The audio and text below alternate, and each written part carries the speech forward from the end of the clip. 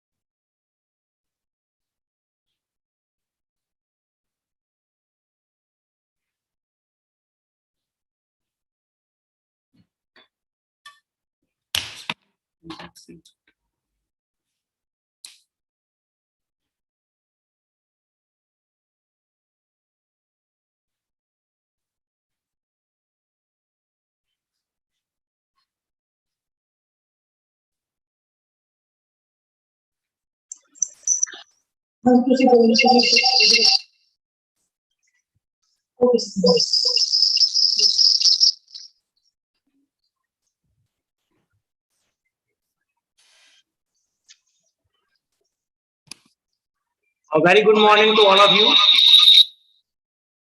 Professor Prabodh Grover. Yes, sir. Good morning, sir. Good morning, good morning. Very good morning to all of you. Good morning, sir. Good morning. Professor Amitji. Very thankful to all the team and the participants and our respected resource. Good morning, all of you. I have no words for him, especially our Dr. M. Rajeev Lochan ji, Department of History, Punjab University, Chandigarh, a renowned scholar in his field and unique personality in the education world. Thank you, sir. You have joined our webinar and I am blessed with your. Thank you, sir. Thank you. I have no word for you. From the core of my heart, I welcome all the participants as well as our resource persons.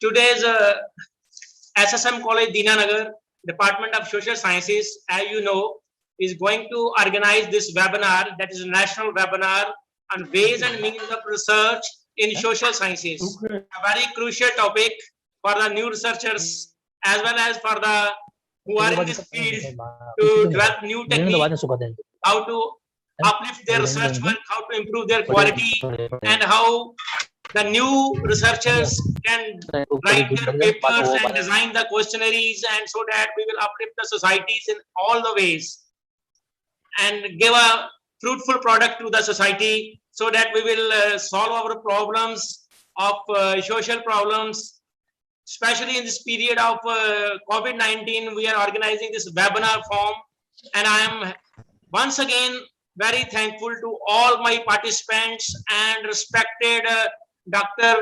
M. Rajeev Lochan ji, Department of History, Professor, Department of History, Punjab University, Chandigarh. जुबान कासिर है sir कहने से, कलम कासिर है लिखने से, अब मेरे हमदम करूं मैं किस तरह शुक्रिया. We have joined this SSM College, Social Sciences Department, and myself, Professor Grover and Amit ji, welcome you once again from the core of my heart. Thank you, sir. Thank you. And now I request my worthy principal,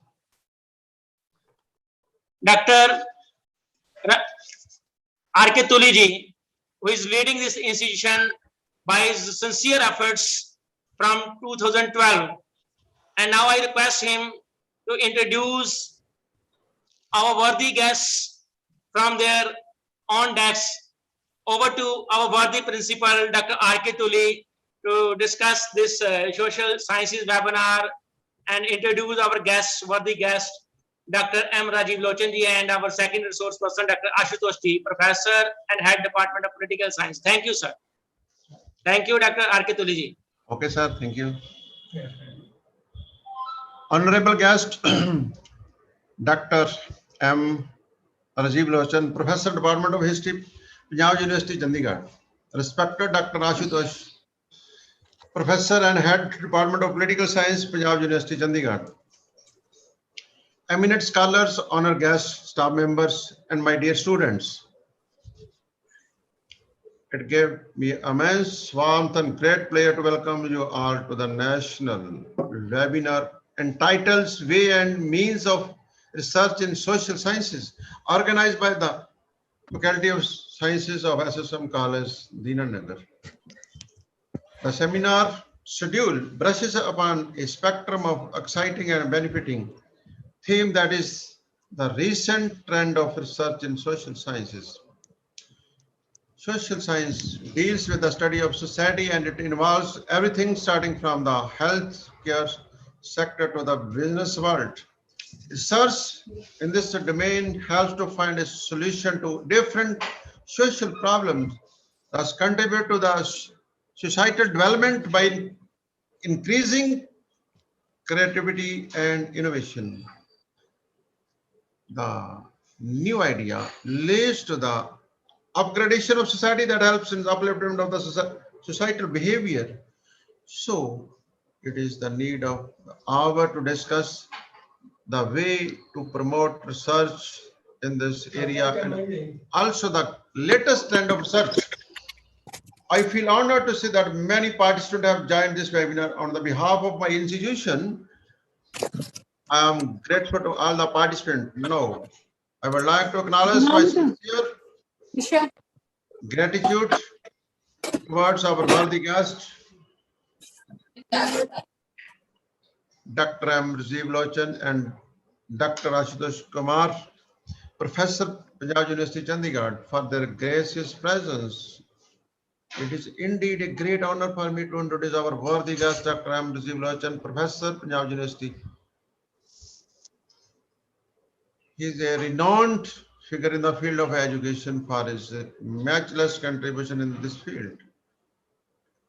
He has served as an educationalist for more than 3 decades. His area of interest and expertise includes contemporary Indian history, social and cultural history of India, and popularizing history and history teaching. He has worked for several projects sponsored by the different government body like the school textbook project for Rajasthan government, funded by the ICI Bank Foundation CSR. The roundtable on the Center-State relation for the members of Parliament of Sweden, funded by the Embassy of Sweden, New Delhi. He has a good amount of research work to his credit, as he is a proud author of 9 books, 150 media and the newspaper articles, 126 book reviews, and has more than 40 publications in national and international journals. Apart from this, he has given his contribution to the school world also by writing as a for school children, out of which holiday rank for the prophet is the most claimed one. Under his kind supervision, around 15 students have completed their doctoral degrees. He has been a member of various reputed academic and administrative body like member, Senate, Punjab Engineering College, Chandigarh, member, Indian Historical Record Commission, members of the State Higher Education Council. His endeavor keeps us inspired to explore new way to score a better future for our students. Now, I would like to have an honor to say a few words for our other special guest of the day, Dr. Ashutosh Kumar, Professor and Head Department of Political Science, Punjab University, Chandigarh. He is another trace personality from the same place with us. He has around 34 years of experience in the field of extension, research and teaching. He has several academic honors to his credit, as he has a panel for ICR, Church Professorship for MEA, Government of India. He has completed many research projects sponsored by UGC MHRD project on production on the courseware e-content development for postgraduate, ICSSR research project on electoral politics in Punjab, He also got UGC research grant over on the minor project titled Ethno, Religious Identity and Political Response in Kashmir. He has published 55 research papers and 26 articles, 37 book reviews, 19 chapters in books. He is also a proud author of 5 books. He delivered 62 lectures in various UGC ICSSR sponsored refresher course, orientation course, seminar workshop. He is also a member of Board of Study, Department of Political Science, Central University of Haryana. External expert, Board of Study, Department of South and Central Asian Study, Punjab, Central University, Bathinda, live memberships of Indian Institute of Public Administration, New Delhi. It is really an honor to have with us such a great personality. It is fortunate moment that today we will be enlightened by these scholars on the topics, ways and means of research in social sciences. I hope you all will have the most engaging and interesting hours of discussion.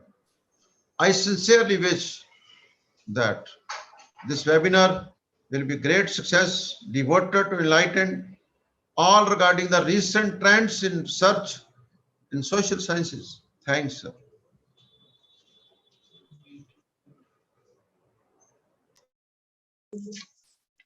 Thank you, Dr. R.K. Tuleji, our worthy principal, that you have introduced the scholars, today's main speakers for this webinar on ways and means for research in social sciences. That is very crucial topic, and I feel a proud privilege once again to announce that we are with our worthy guest and resource person, really resourceful person, I will say, that Dr.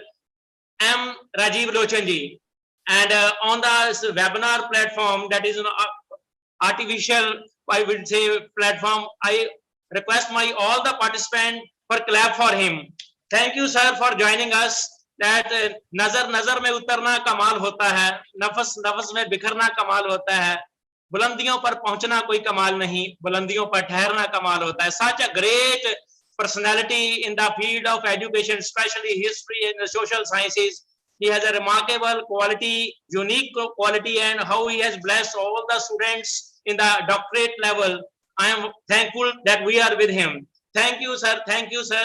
And now I, without wasting any time in this social era, how to develop the research work, and their topic is how to write the research paper. I request worthy Dr. M. Rajeev Lochanji, Department of History, Punjab University, Chandigarh, to bless us with your wordings. Over to Dr. M. Rajeev Lochanji. Thank you, sir. Thank you, sir. Thank you, Professor Grover. Thank you, sir. Thank you. Professor Amitama. Thank you, Professor Tuli, for that wonderful introduction and very kind words. Thank you. When I was first approached for this theme on ways and means of research in social sciences, what occurred to me was that maybe it's important because you people, all of you have done your courses on research methodology. If you have not done your courses, you will very soon be doing your courses. Therefore, what is more important is that you move forward, one step forward, and see what practical research on the ground is and how this practical research on the ground can be reached out to people. Now, Ashutosh is here with me today, and Ashutosh has done a tremendous amount of work which is on politics of Punjab. He today is someone who has absolutely the most powerful bit of knowledge on how politics behaves, how political behavior happens in Punjab, how democracy plays out in Punjab. He does research which is completely information based, and yet he's able to put in a tremendous amount of theory in it to explain how this politics functions and how it is connected with the rest of the politics and society of India. Now, I would address myself both to Ashutosh as a very senior researcher and the tremendous amount of field work that he has done, and also to all the participants who are just starting off today. And what I would say is, see, look here, look at one of the most important things in your research. When you are doing your research, whether you're choosing your topic for PhD or you're choosing a topic for research after PhD, one of the most significant thing is that would you be able to find a reader for your research?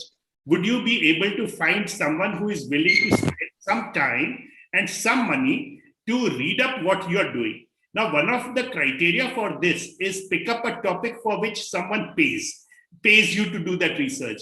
The fellowship is one of the most basic indicators that you have been found fit to do research, and whatever research that you are doing, someone is willing to sit there in a distant world and pay almost 16, 17 lakh rupees to you merely to investigate one small pukey topic somewhere far off in some village in some district of India, from which you will produce some result. The hope is that result will be of some use. Remember, most of the results which get produced by research are of absolutely zero value and zero use. So it is very, very important for you to pick up themes which could be of some interest. One of the ways to pick up themes which could be of interest is, for example, in contemporary times, to talk about caste discrimination, gender violence, gender discrimination. This immediately attracts a large amount of people, large amount of money. It attracts attention. If you talk about how to improve primary education, if you talk about how caste-based groups vote, all this gets you a lot of traction everywhere. All this gets you a lot of audience. But at this point, you will also have to remember that whatever research topic that you pick up, when you had picked up your research topic for PhD, remember one of the things which your supervisor told you was to undertake a very detailed survey of literature. That very detailed survey of literature, the whole sole objective of that detailed survey of literature was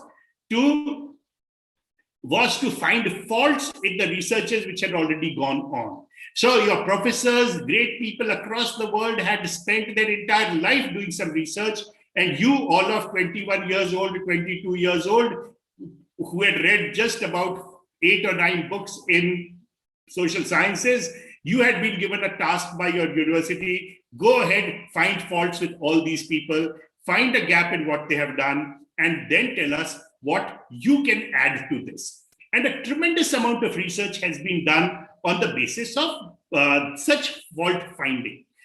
This research is not about you say I have trashed XYZ professor's research. It is more about XYZ professor's research had a lacuna. I have fulfilled that lacuna, and I have taken that bit of information one step forward.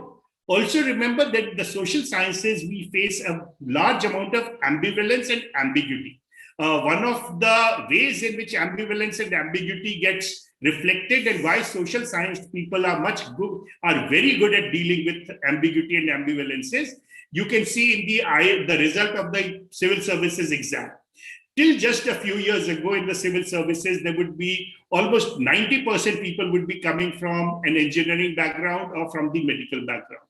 Today, as soon as they introduced some ambiguous papers like what is ethics, write an essay on XYZ, immediately the number of science people and the number of doctors diminished and the number of social scientists went up. It was not as if all of a sudden the social scientists had become more intelligent. What was there was the social scientists are mentally trained to understand how society functions, how to deal with things which are relatively ambivalent, how to find a way out of ambiguities, and how to make sense of ambiguities. Think about a very real problem. Merit is very important for society.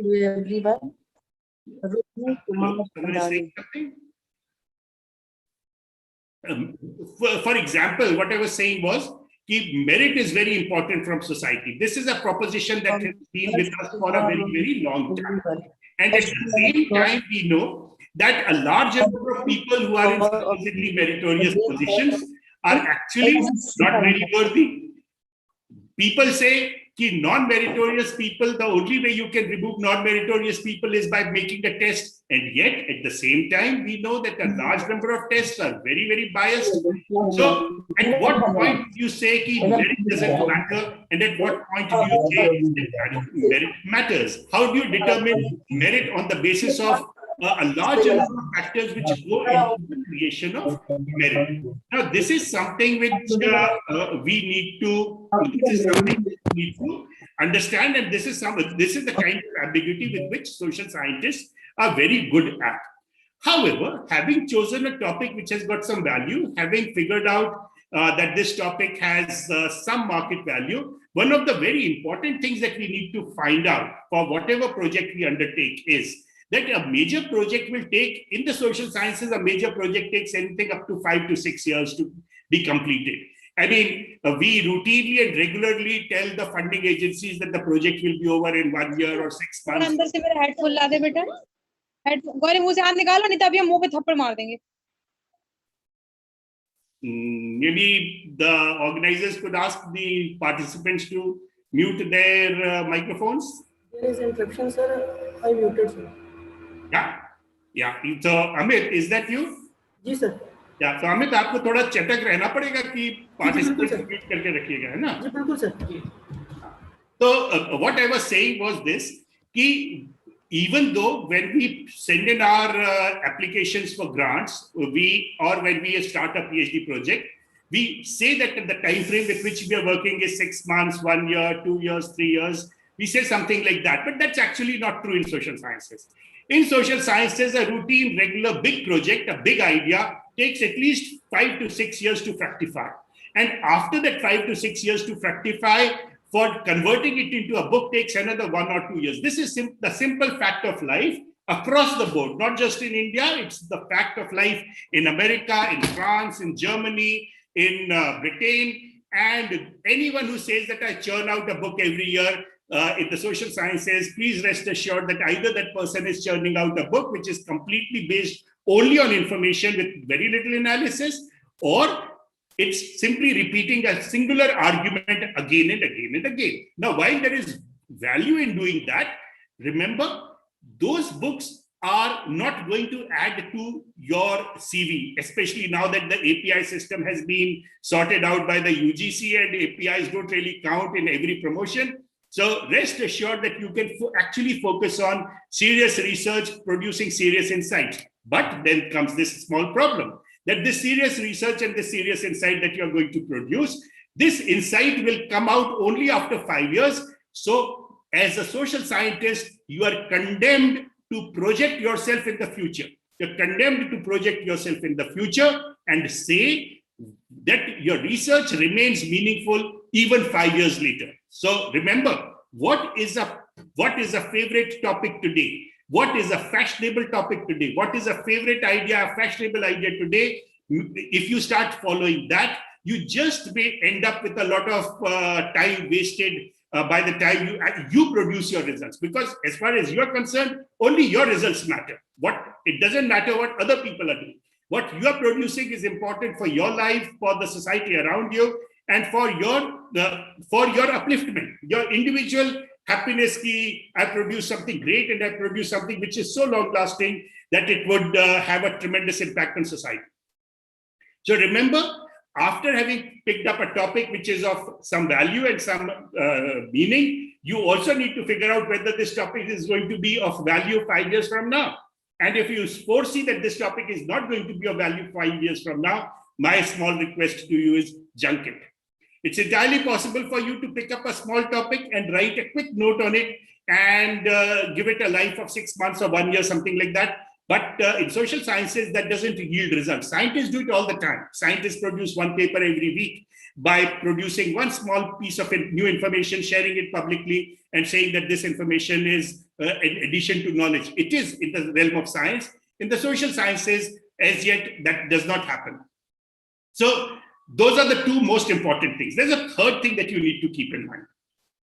The third thing is that are you going to replicate in your arguments? Are you going to replicate only the arguments which have come to you all through till now? For example, there was a time in the mid 1990s when I was told by my friends in the political science area and those who were analyzing politics that the era of coalition governments has begun in India. Now, they had all sorts of theories about why coalitions are important, why coalitions are the only things which will work in India. And since I've lived and worked with some of the absolute top-notch brains in political science in India, I can assure you that that was the core orthodoxy within social sciences. That was the core orthodoxy with which the journalists operated. That was the core orthodoxy with which the government operated. And then by 2008, 2009, we discovered that while the academics and the Gyanis were still talking about having large-scale coalitions, the public of India was moving away from large-scale coalitions and was simply looking forward to, if only one man can lead us forward, this nonsense of coalition, dharma will be done away with. And that's what they did. And the consequences were the coming in of the BJP government led by Narendra Modi. And as soon as the BJP government came in, the answer that was given by the political science guys was, oh, you know, everyone has turned Hindu. Now, everyone has turned Hindu is almost a charge and accusation against people who are neutral. And I would imagine that since in history we understand that the people of India really don't give a damn about religion. At the same time, they're not anti-religion. They're not anti-religion. It's just that they don't care for it one way or the other.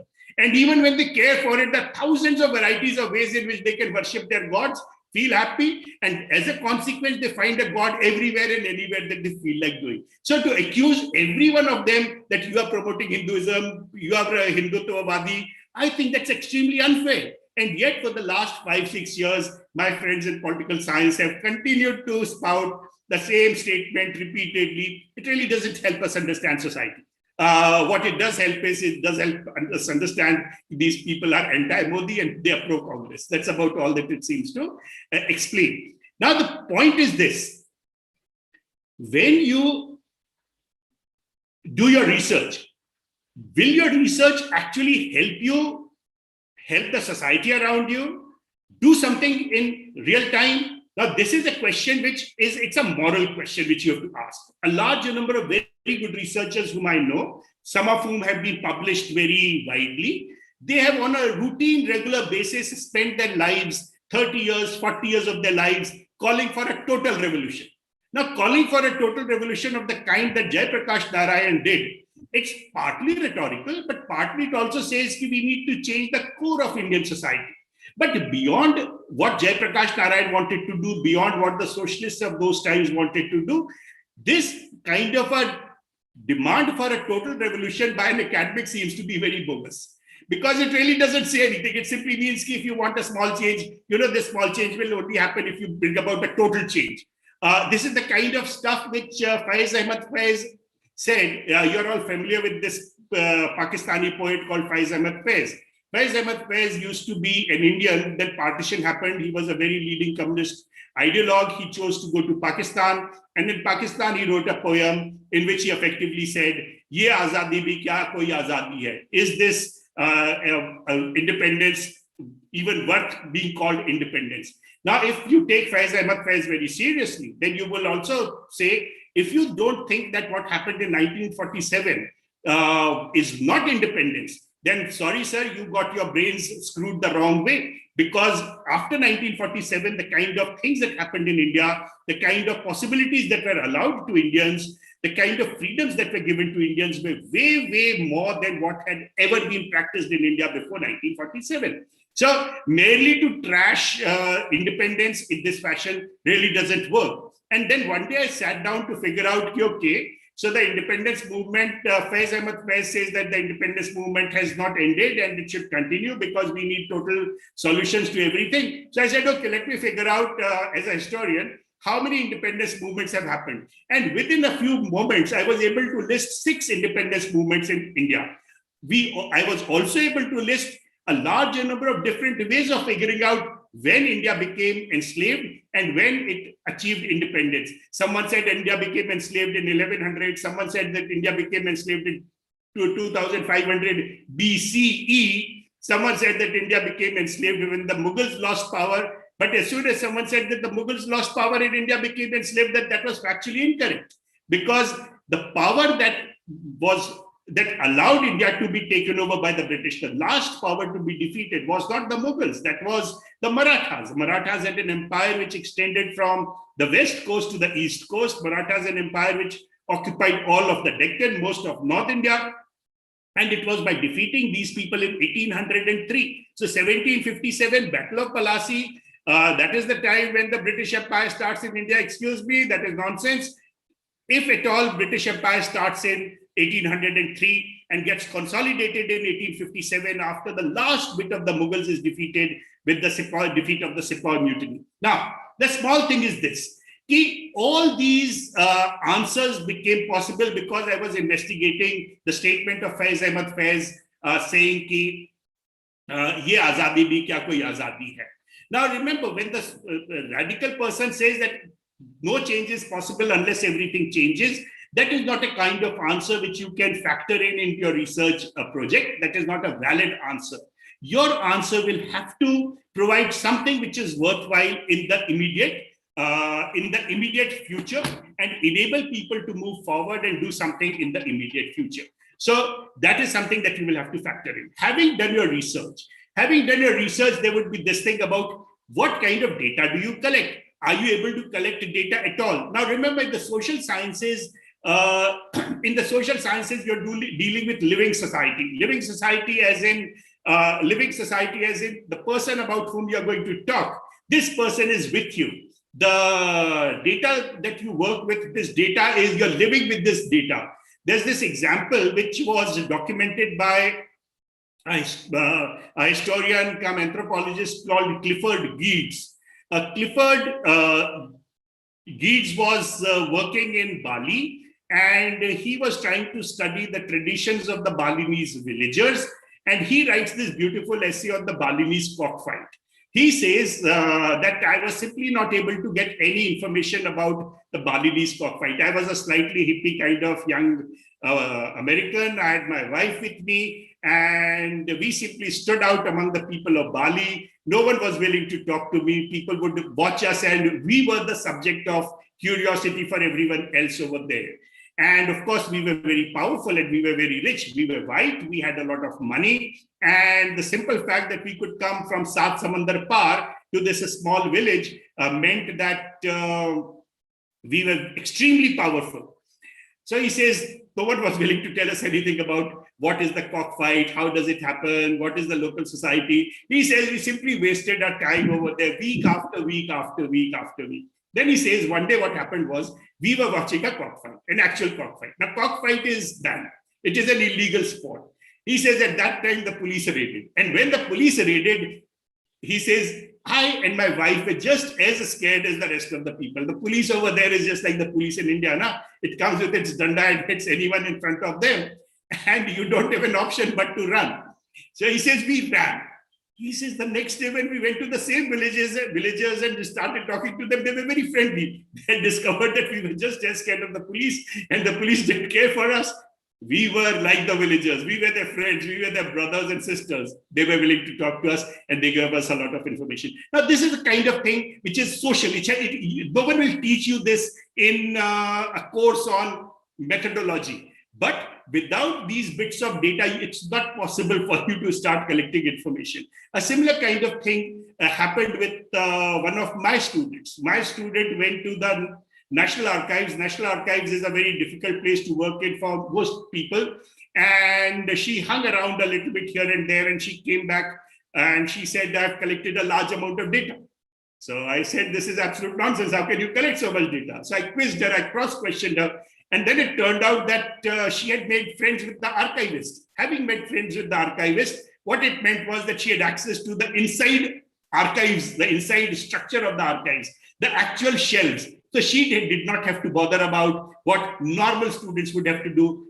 She did not have to bother about writing long notes, asking for files which did not exist, etc. She could physically see what was present, take it out, cull information from it. And as a consequence, what normally would have taken an Indian student or a foreign student something like 6 months, in her case, it took her 15 to 20 days to collect all the information and come away. The thing is this, These are social skills as a researcher that you need. Now so what I'm telling you is this: A, choose a topic which is of value. B, choose a topic which is going to be of value 5 years from now. C, have social skills to conduct this research. These social skills to conduct these researches are not taught to you in methodology classes, but I think senior scholars who are successful scholars should be telling you what these skills are and how, because in the end, when we are living in this society, we have to follow such skills. We are constantly negotiating with various people and various institutions. So we need to teach our students, we need to share with our colleagues the information on how such negotiations are done and how such negotiations have been done in the past. Having said that, let me come to the final bit of what I wanted to say. This final bit of what I wanted to say was about publishing research, because having done your research, you really need to get it published. Getting your research published is a very tricky kind of a thing. And there are very few publishers, there are very few journals which actually publish good research. And getting your research published in a trashy journal by a trashy publisher effectively ensures that it will get lost. So if you are willing to allow something which you have produced after 5 years or after 6 months or after 1 year, if you're willing to allow the creation of your mind to be lost simply because you thought we have to fulfill API criteria, and API criteria means that we need to find a trashy publisher who will publish our research, then please, I would say you are incurring a tremendous loss. Just like the local shopkeeper tries to figure out what is profit and loss, I think a researcher should also think in terms of profit and loss. What is profit worthy, what is not profit worthy? Now, this is not to say that all journals are trashy or that any new journal comes which is going to be a bad journal. A number of journals can come up. You can yourself float a journal of your own. You can, 2-3 people can come together, a single person can come together. Floating journals is not a very costly idea.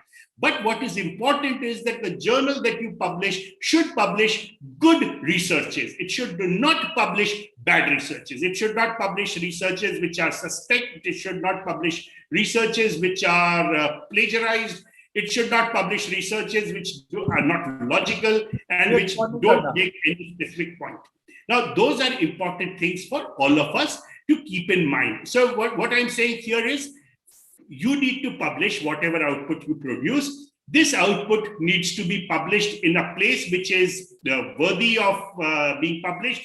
It should have some capacity to be transmitted to various people. Nowadays, a larger number of e-journals have come up. And I do hope that in India, at the moment, the trashy journals that are there, that those trashy journals, after all, what is the difference between a trashy journal and a non-trashy journal?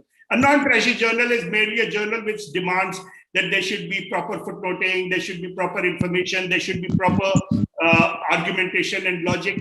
That's about all. It's not as if a journal from a great university is always going to be a good journal. One of the places where you can publish yourself because you're in the social sciences is the Economic and Political Weekly. The EPW is read in the corridors of power. Politicians read it. The social science people read it. It's read across the world wherever people do any research on India. So if you are able to get even a small note published in the EPW, the chances are that at least 100 and 200 people would have read it, if not more. Now, that is the kind of thing. So you have to choose a good venue for your research. But having chosen a good venue for your research, you're faced with a very specific problem: how to make your presentation in such a manner that it actually gets published. Now, this is a very, very tricky area about which there are no standard answers. While there are no standard answers, there are possible some general guidelines which can be shared. Now, Ashutosh, who's going to be speaking after I do, he has published a lot of stuff. I have published a lot of stuff, and both of us will hopefully continue to publish for the next 10 years at least. So we are, I think we are experts in getting published. So maybe Ashutosh can also share some tricks of what goes into getting published. I can assure you that one thing which goes into getting published is that whatever topic you choose has to be a very a topic of great contemporary importance. So earlier I had said that your topic should be a topic which is projected 5 years from now. Now you're faced with a peculiar situation. Whatever result you produce, this result has to be framed in such a manner that it becomes a sensible, it makes sense to the contemporaries of to the people who are living in your time, not 5 years from now. So what you need to do is you need to set up hooks, linkages, tags within your research with what you want to do. I'll share with you one small example. There was this peculiar case of a Baba called Banyara Wala in Punjab. This Baba called Banyara Wala, he had been, he got into some trouble with the SGPC and the various Sikh organizations who claim that they are the only ones who will determine what religion should be. So there was a lot of conflict with the Baba Banyara Wala with these people. The conflicts were very public conflicts, and no one was paying any attention to it. The intelligent people were saying that all these Babas are frauds and they don't do anything. And the other guys were saying, you know, within Sikhism, there are these conflicts, let's not bother about them. I thought that maybe there's something more to it. And just on an off chance, Punjab of the 20th century in those days was not my prime area of interest. So just as on an off chance, I went in and I started looking at the data. And as I started looking at the data, that meant that I had to go to the police thana in which this guy had been first arrested. And the Thanedar became a friend with me. And the Thanedar said, you know, sir, what the problem is? This fellow tried to write a Grump. And in the Grump, he tried to project himself as a guru. And that is something which is irritating everyone. And hence this conflict happened. So I'm one of the very few people in this country who actually saw that Grump. I also managed to take a lot of photographs of that Grump. Otherwise, that Grump was going to be burnt up, or it would be put in water, or white ants would be fed on it. And that whole document, very interesting document, would be lost to history and lost to the world altogether. So anyway, I did that and I wrote up a small essay and I sent it to the EPW. I emailed it. Now, EPW, those of you who have published in the EPW, you know that routinely and regularly an academic article takes up to minimum 6 months to get published. If it is a low value academic article, if it's a totally academic article, it could take as much as 2 years to get published. If it is from political science or if it is from economics, it will get published maybe within 3 months, 2 months, something like that. In the case of this particular article, I mailed the article on Wednesday. On Thursday morning, I got a message from EPW, okay, can you twist it in this fashion, put hooks on it. This is the word that they use, put hooks on it so that it can hang on other areas of Indian society. Can you do this kind of a job? And can you do all of this by Friday? So I said, what's the hurry? I mean, I'm an academic, you know, I work on that 5-year time frame. So I said, what's the hurry? Why do you want this in such a hurry? They said, oh, if you send it to us, we'll publish it on Tuesday. So I sent it and it was published on Tuesday and it was there. I've never had an article published or a book published so fast. And the only reason why the editor said was you can get published for this. I mean, apart from the fact that I'm very Jnani and I should say I'm such a great wise person, but the more important thing that was that it was a very, very topical kind of a article. So remember, topicality is extremely important, but the topicality has to be accompanied by a large amount of information. It has to be accompanied by sensible theory, sensible analysis, and that sensible analysis is something which only you can do, the editor cannot do. The editors, I've been an editor of a journal for a long time, and we managed to raise a journal which had almost gone defunct into being one of the better journals in India. I think in social sciences, it's one of the absolutely the best ones around in North India. This journal, we found a large number of articles which came to us were simply nonsensical articles. While the overall theme may be good, while the information provided by the author may be good, the author had simply not managed to put it together in a form, in a manner which was sensible. So one of the key criteria for an article to be selected would be that the editor would say, if I have to do at least 2 weeks of work of editing on this article, then I'm not going to touch it. I'm going to simply throw it back to the author. So please remember, if you write something sensible, if you vet it yourself, if you take care after having written whatever you have written, please take care to read it as a critic, as a person who disagrees with whatever you have written, and see whether there are some flaws in whatever you have written. Remove those flaws and then send it to the editor. In that case, the editor is compelled to take more time off to read your article. And in case the editor finds that the referees agree with it, that it is worthy to be published, that article will certainly get published. Also, if you find that an article cannot get published in journal A, don't lose heart. Okay, in this, I'm presuming that we are not talking about the fly-by-night journals. We are talking about the good journals, or a good journal, which is an up-and-coming journal.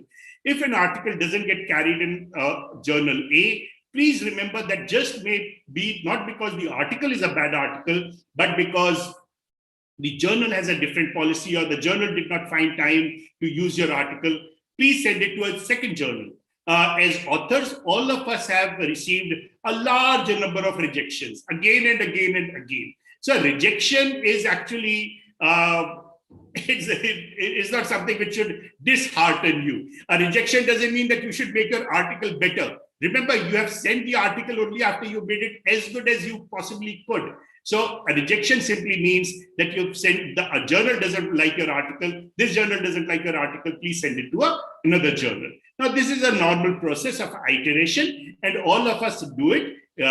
You should also do it, and you should not take it against the editors either. If the editors have rejected your article, you should not presume that these editors are ideologically biased and stuff like that. All that it means is it did not fit in with the journal's theme, the journal's readership.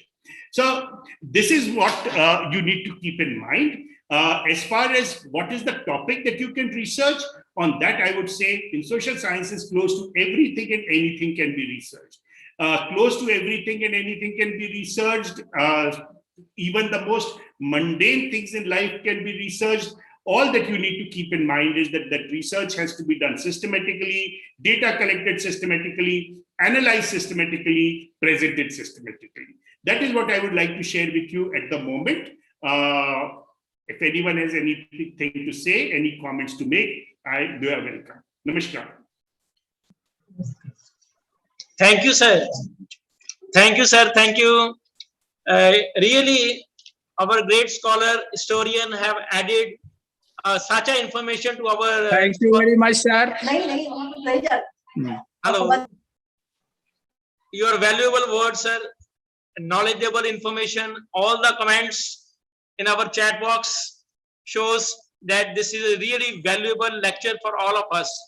On the Faculty of Social Sciences, Department of Economics, History, Political Science, SSM College, once again, thank you, Lord, all the participants and respected our guests who has devoted his time today for this valuable information and how he has tell us about the selection of the topic. That is very important, and topic should be such that it has a market value, and we have to add the values so that it should be sustainable one for the future's aspirants for research also, so that they can get the information, and this process will continue how to improve the social evolution in this period of globalization.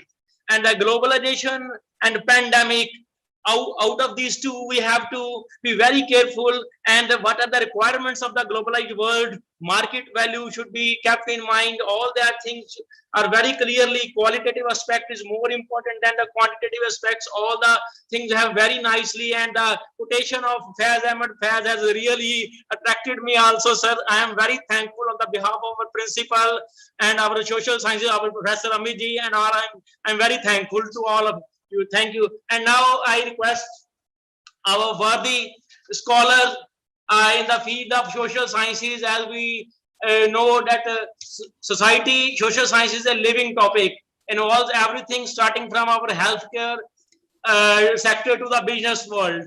And without wasting any time, I also introduce my second guest from the Dr. Ashutosh Kumarji, Professor and Head Department of Political Science, Punjab University, Chandigarh.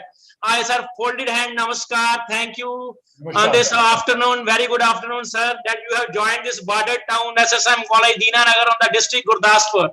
And I feel once again proud myself and on the college and the management that you have spared time for us for your valuable discussion. I will definitely on the behalf of all my participants once again I thank you, sir.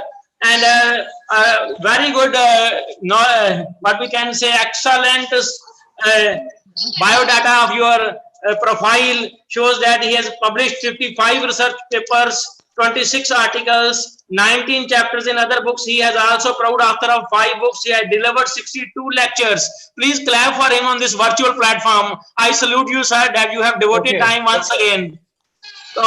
Without wasting any time, you are the. Thank you, sir. Thank you. Okay, sir. The topic is your how to frame the questionnaire and literature view, etc. Thank you, sir. And I hope we will definitely get the information. I will try to be helpful. So, thank you very much. I think I'm audible. I'm audible enough. So, I'm very thankful to Dr. Amit Kumar, Professor Prabodh Grover, and all the participants. And Rajeev ji also I can see is my senior and accomplished author in his own right.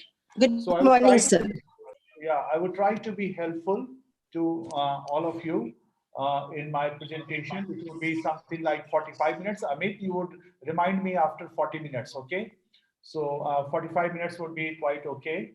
I'm speaking from a very different site. You can see that my house is coming up, so I'm on the site right now. So you can see like there can be some disturbance, so I would be sorry for that. So because I had to come, there was some urgent work here. So first thing, that research writing. So what are the challenges in the research writing? Rajeev ji was talking about like we should not lose heart when our articles get rejected.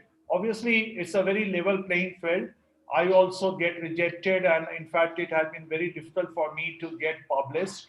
I don't think that there is any research article which I have sent to a reputed journal has been published in the first go. I've been always asked to revise the paper, and that I'm telling you very truthfully, that it has never happened that I have sent a paper and that paper has been accepted without asking me to revise the paper.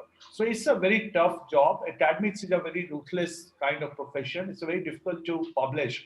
When you see the blank screen, when you start typing, it's very intimidating. And remember, first draft is never your final draft. Even if you are Amartya Sen, I'm very sure that even Amartya Sen would like to revise his paper.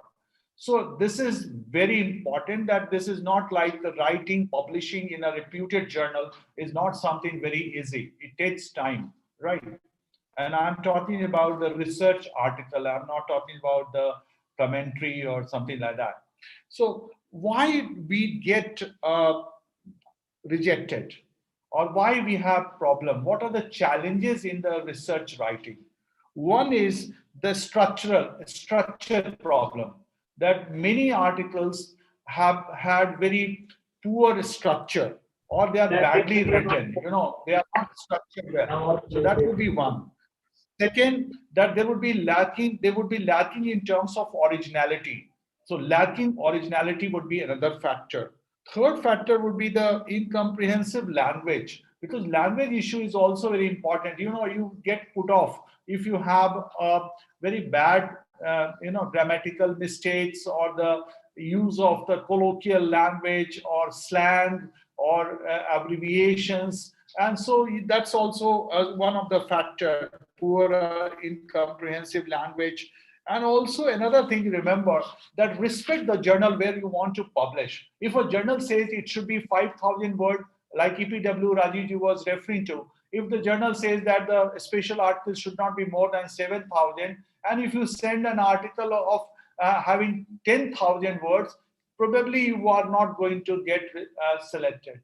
Your paper is not going to be accepted. Likewise, if you post your paper in an international journal, and if they say that abstract should be of 200 words, and if you write an abstract of 250 words, that's a sure way of annoying your editor, and that would be in the first cut, your paper may not be considered. So follow the rules of the journal, follow the protocol of your discipline. So you cannot really play with the protocol, you cannot play with the rules of the journal. That would be something which would be not very easy for you to get published. So word length is very important. Abstract word length, like no journal would ask you to write an abstract of more than 150 words or 200 words. Keywords, if they say 3 keywords, then you have to give 3 keywords. You cannot give 10 keywords. This is something which is annoying the editor. So your article may not go to the second stage. It can be, dumped in the first stage itself. And then the submission procedure and the choosing the journal, that is also, I think Rajeev was also talking about, that you should be very careful in selecting the journal. For example, I would be giving lots of examples for your easy comprehension and also for clarifying my ideas to myself also. We all are fellow travelers in this field of publication. It's not that I'm at certain advantageous position than you, because it's all blind review. So blind reviewing, we also are reviewer. We don't know the identity of the author. So it's not that you are a professor, so you would get published. No, you can't get away with this, right? So remember that your essay should have an argument, like a good movie has a very definitive plot. So your article should have an argument, and that argument should run through your paper. So there has to be an argument which should run through, which should weave through all your. In a movie, there's one theme which moves through the whole movie, right? So essays without argument are really not done. Essays without argument.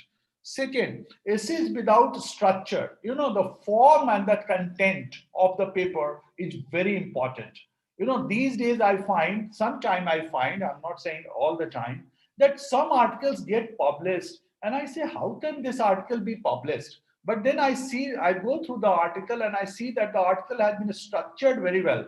And these Westerners, the Western scholars, they are very good in presenting their data, presenting their paper. They would have all the components of the paper and they would present it their stylist form. And obviously they have an advantage over us in terms of language, in terms of presentation. But then, those were, when I was young, we always thought that the content is very important. But these days I find that the form is also very important. So essays without structure, without proper structure, is going to be disadvantageous for you. Third thing, that essays without evidence. There was a movie of Amitabh Bachchan and Jaya Bhaduri, there was a dialogue of Amitabh Bachchan, "Keh diya na, bas keh diya." So it's not like this. In an academic writing, whatever you make an argument, you have to give credible empirical evidence for this. If it is a quantitative work, quantitative method you are using, you have to generate data or you have to use secondary data to substantiate your argument. Remember, every paper should have a claim. Every paper should have an argument, right? And that argument has to be substantiated by credible evidence in the form of literature review, in the form of your field study, in the form of secondary data or the original data you produce. So these three things you remember. Essays without argument, simply no. Essays without structure, problem, right? And you may be asked to revise it. And the third thing is essays without evidence or without a format, that is also going to be a great difficulty for you. So a paper is publishable. When a paper is publishable? A paper is publishable if it has a well-structured argument.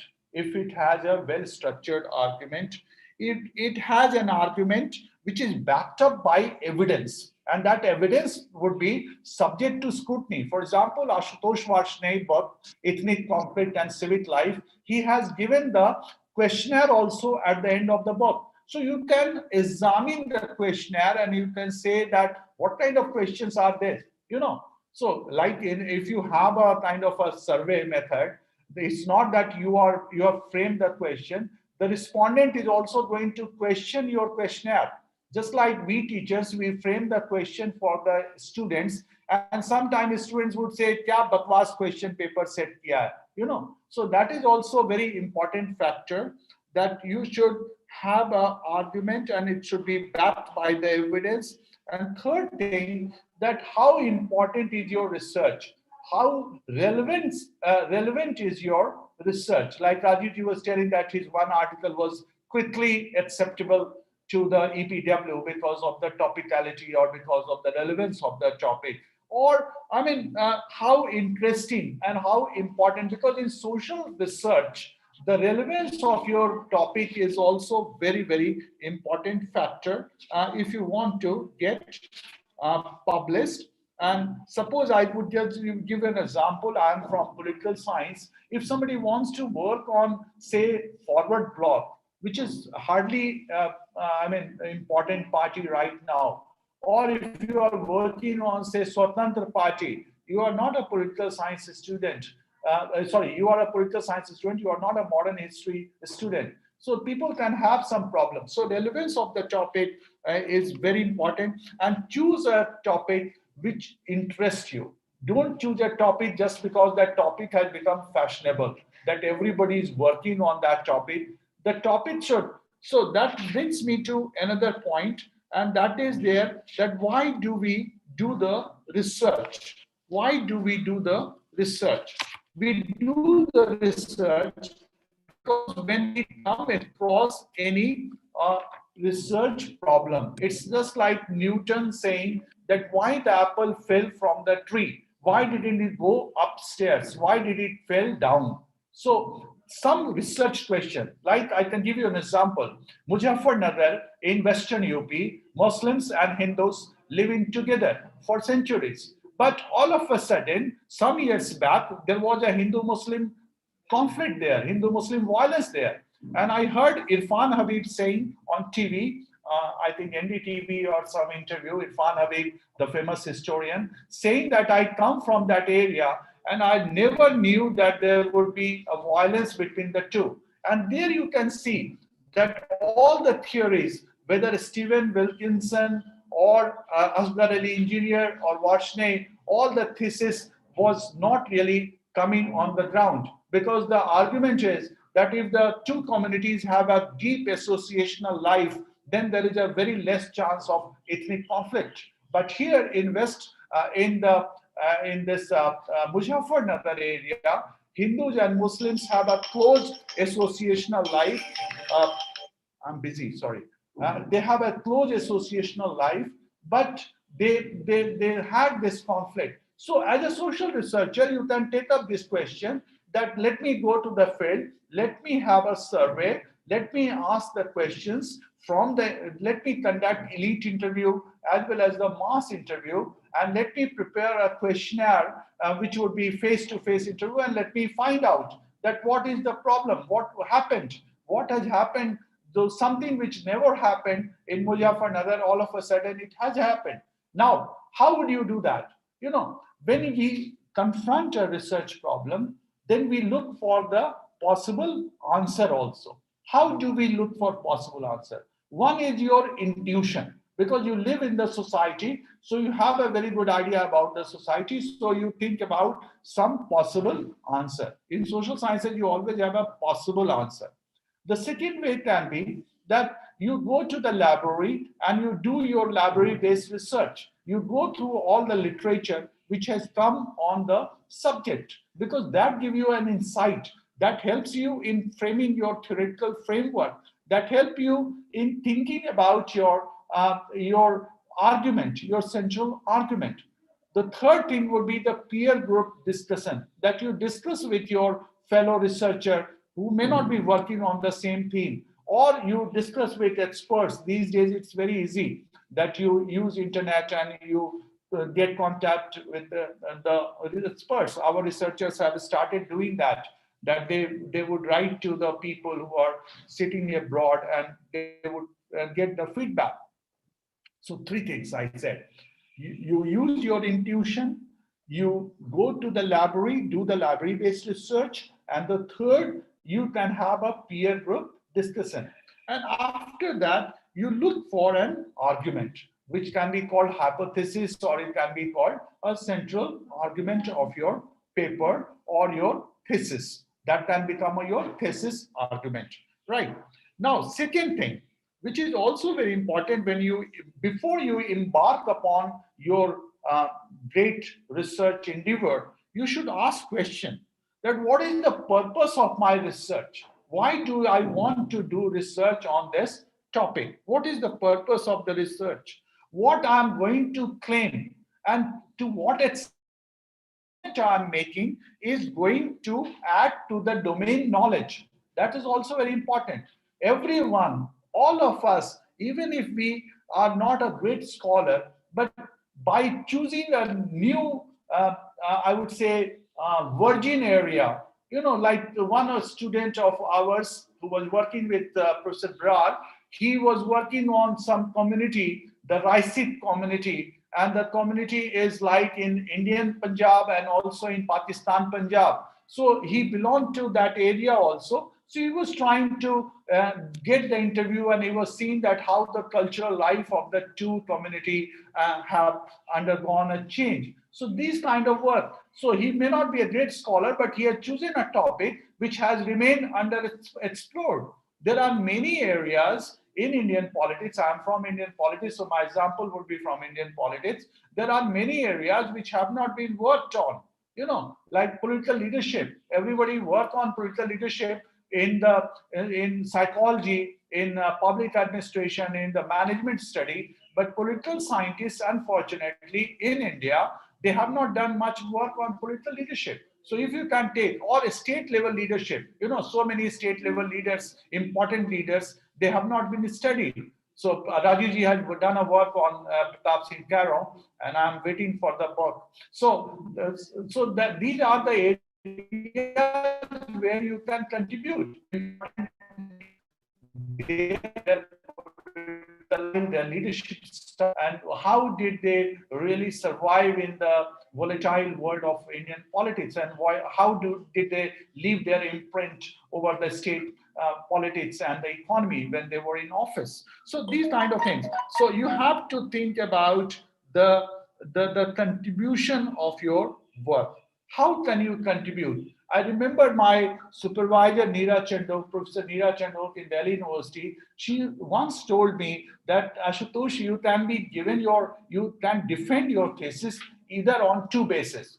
Either you can defend your thesis by saying that you have done an original work, which of course you knew that I was not capable of. Then she said that the second way can be that you participate in the ongoing discussion. You know, there is a debate going on, like lots of debate on secularism in India, lots of debate on nationalism in India right now. So you can intervene in the debate, raising fresh question, or even like in the form of literature review, you can contribute. You can look for the gap in the existing literature, or you can come out with you can interpret the details in a different manner, or you can take up more extensive or more up-to-date sources. I'll give you an example. Atul Kohli did the work in 1986, State and Poverty in India. And his main question, his research question was that why some states are doing better than other states in alleviating poverty. Why some states are better performer than other states, when all the states are part of Indian Union, and at that time there was a centralized economy, and the central model would be applicable to all the states. So that was his question. And to answer this question, he took three states. He took West Bengal as one of the best performing state at that time. I'm talking about 1980s. And he took Karnataka as a middling state, which has not done very well, but which had not done very badly also. And thankfully, he did not take Bihar as the worst performing state. Bihar I belong to. He took Uttar Pradesh as the worst performing state. So he took 3 states, one state worst performing, among the worst performing, one state doing very well, and one state middling. So these 3 states.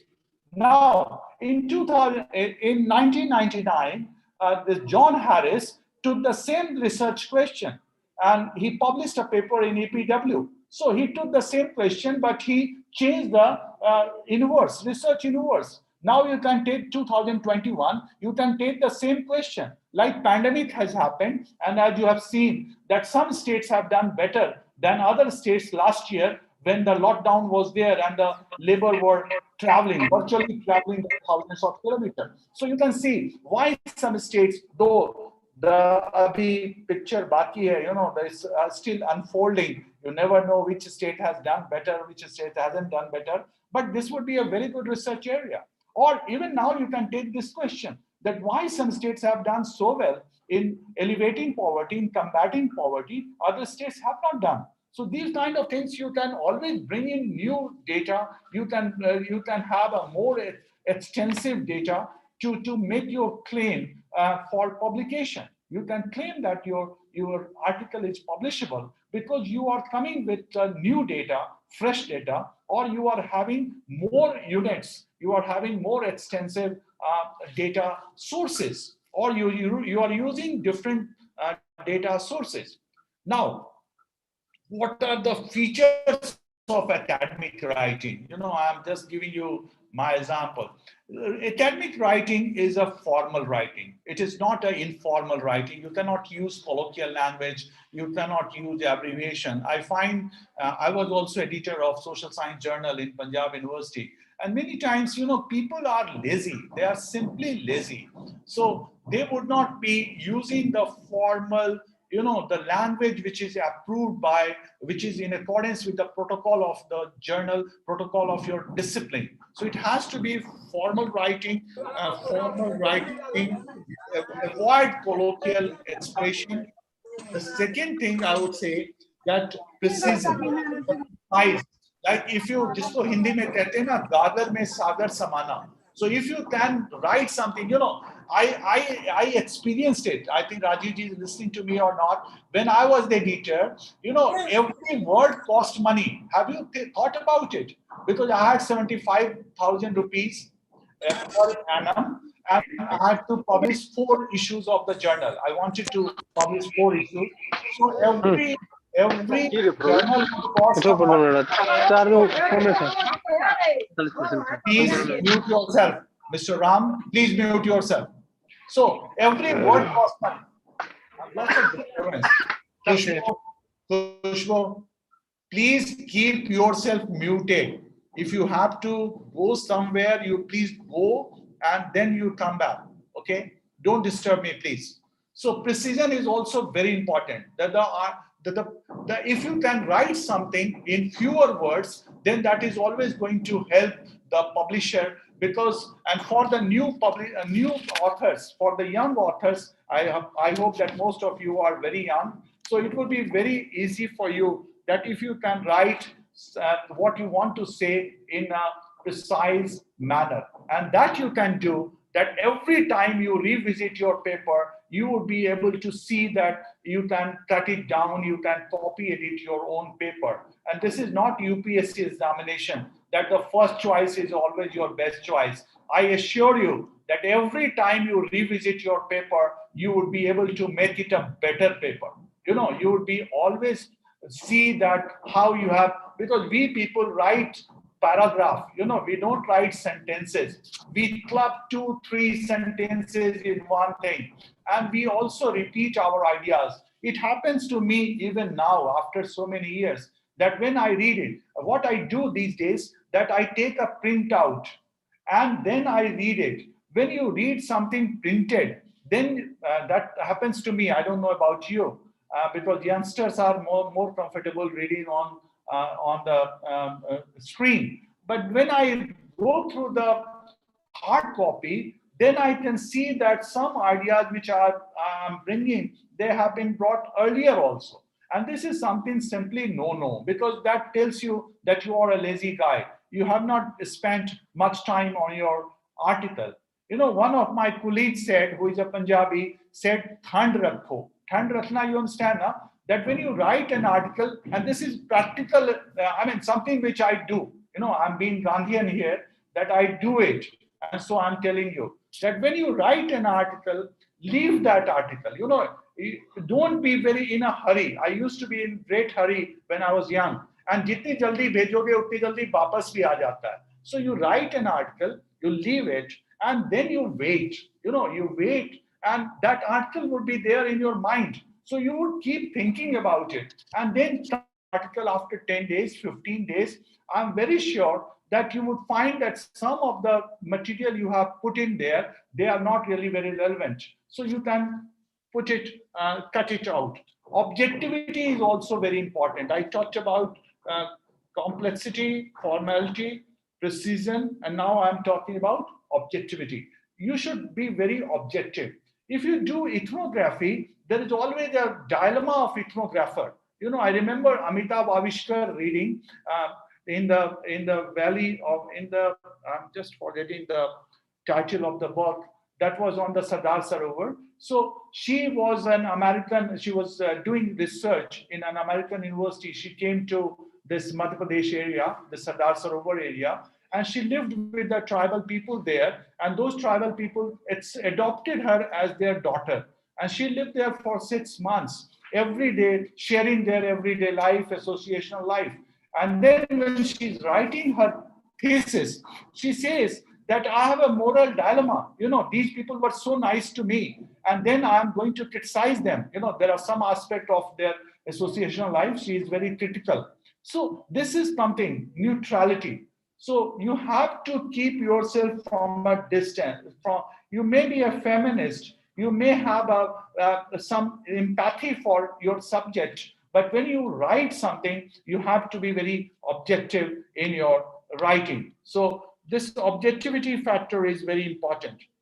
Is your research writing does it need to be very dull or obscure? No. You know, many times you find that the author has nothing to offer, but author would be using all the jargons, you know, full of jargons that you have to take recourse to a dictionary. You have to consult all those heavy jargons and all. Some jargons would be there. Obviously, academic writing is writing for the peer group. You are not writing for the man on the street. You are not writing for Aam Aadmi, with due respect to Aam Aadmi. You are writing for peer group. And as you know, academics is such a ruthless world. Even your great friend is not going to appreciate your writing. And there I would like to add that criticism before publication is a friendly act. But let me add that criticism after publication is also a friendly act. So give your article to your worst enemy, to your worst critique in the department. Let them read your article, let them criticize it. That would be helping you in future. So your academic writing has to be lucid.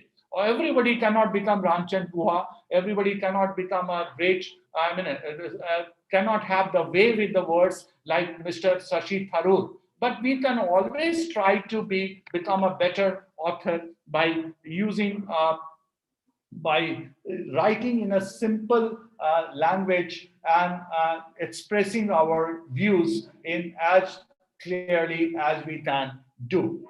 Now, the structure of the paper, very quickly, I would take 5 minutes and then I would go to the questionnaire and the literature review. You have the different parts of the paper. I'm talking about a mainstream research paper, or most of the research papers. They need to have a title page. As you write, title page, it should be separate, right? Then you have the abstract, keywords also. Some journals would ask for keywords. Then you have the abstract, then you have the introduction, and then you have the main body of the your article, the development, and then you come to the conclusion, endnotes, and appendix, and like that. Now, quickly, title should be what? how should you use the title? What is the main feature? What should be the main feature of the title? Title should convey the gist of the paper. Title should convey the gist of the paper. Title should not be too long, too short. And third, that the title should be attractive. So look for some, you work on your title, I tell you, because most of the time people decide to read your article by going through your title. The people mainly the first thing they notice is the title of the paper. So title should not be misleading also. Suppose you are working on the farmer suicide in Malwa region and you give a title, farmer suicide in India. That would be not fair. That would be against the research ethics, and probably that would be putting off the author, because the moment they start reading the article, they would know that you are misleading them. You are basically working on Malwa region and you have given a title of the farmer suicide in India. So that's something three things I said, that the title should not be too long, too small, too short. And second, title should convey the gist of the paper. And third, the title should be imaginative. It should be attractive. It should hook the attention, like the fishing net. It should hook the attention of the prospective reader, potential readers, and also your reviewer of the journal. I can see like a title like "Is India becoming more democratic?" Question mark. That can be a title. Or the regional roots of development, divided Leviathan. This is Sima Sinha's book. So you can look for very attractive, imaginative art title which convey. So don't give a title like Panchayati Raj mein Mahilaon ki Bhumika. That kind of research which happens with due respect to UP and Chhattisgarh University. The women participation in the Panchayati Raj system in Almora district, in Lucknow district, and this district, that district. Okay, you should not do. Second thing, abstract, I've already said that abstract, the word limit has to be there. Second thing, that what is the statement of the topic, that should be there in the abstract. Another thing, that brief description of the data. If you are using NSSO data, then you should write in the abstract that you are using NSSO data or CSDS data. So whatever the source, or you are generating your own data, then you should give a brief idea. Don't go in detail. Just give a hint of your source material. And the third thing is that what is your argument? What is your conclusion in that paper? No, abstract should be written earlier, before writing the paper, or abstract should be written after you have finished the article.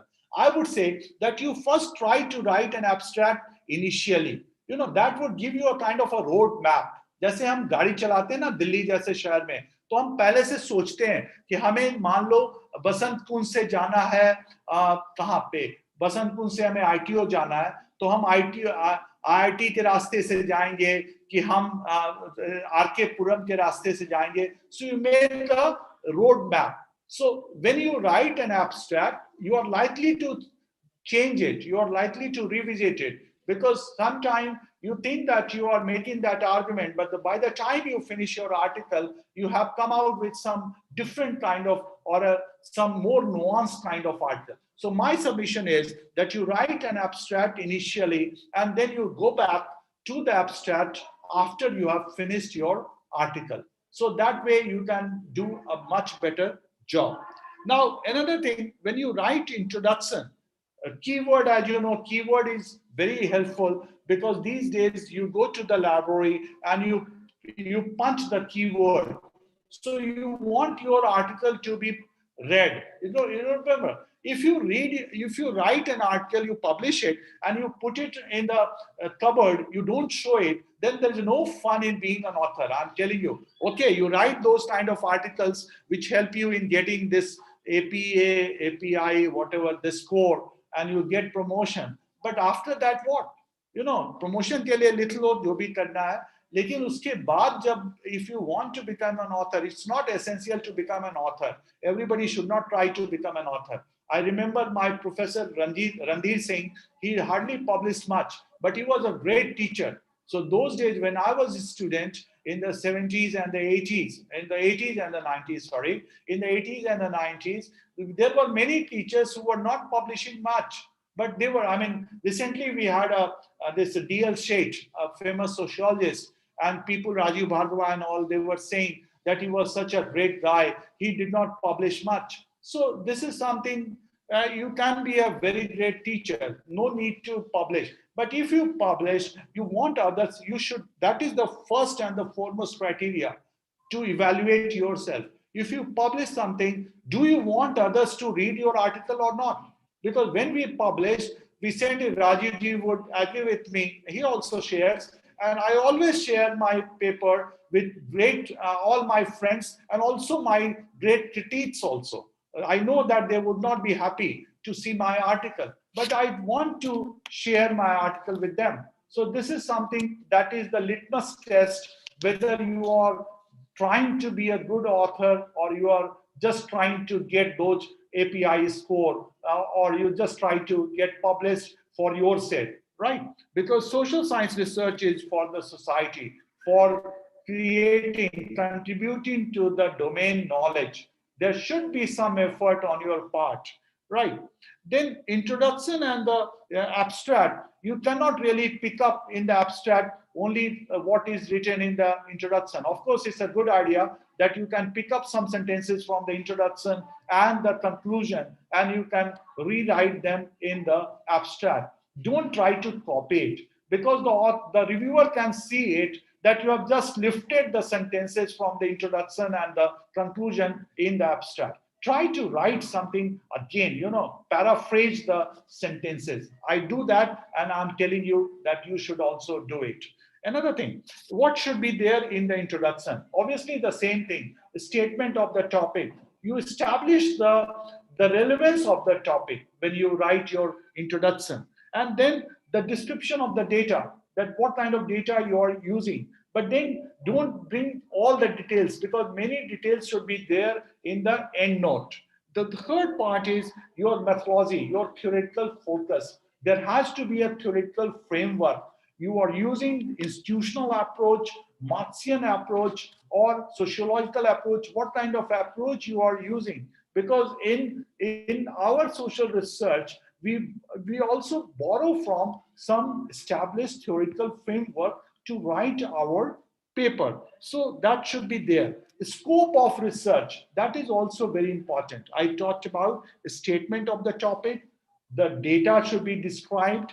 Third, I said the methodological focus, that you should be very clear that what kind of method you are using, quantitative method, qualitative method, or if you are using some theoretical framework, it's a theoretical philosophical paper. So what kind of theoretical framework you are taking up? Is it a Marxist theory, like if you are writing about the state theory, are you using the Marxian framework, or you're using the institutional framework?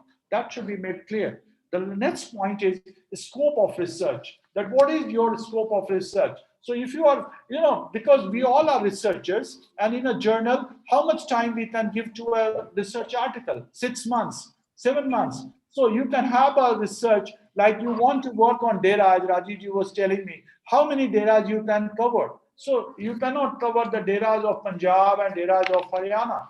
So you can always say that given the limitation of my time and resources, I have chosen, this is my research universe. So make it very clear the scope of the research. Right?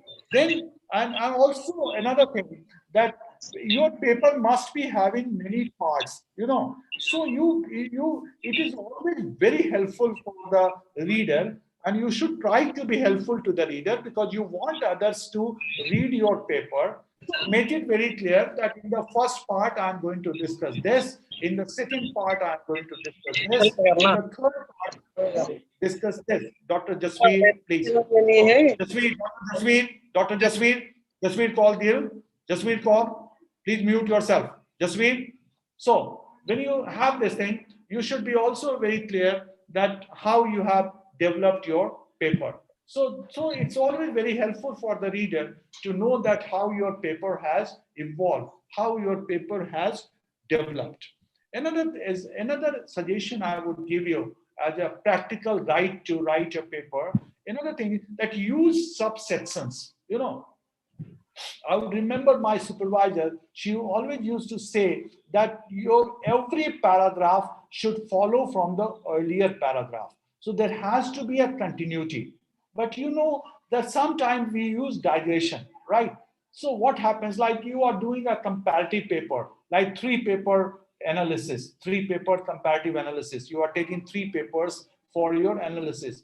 Punjab, Haryana, and suppose Western UP, you are working on farmers movement, right? So you are focusing on farmers movement issues of the farmers of Punjab, farmers of Haryana, and farmers of Western UP.